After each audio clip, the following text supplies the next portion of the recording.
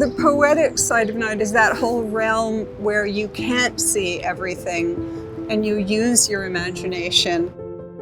My name is Linnaea Tillett. I'm the principal of Tillett Lighting Design. We were brought on to bring a nighttime presence while respecting and honoring the extraordinary work both in garden design and in the restorative work.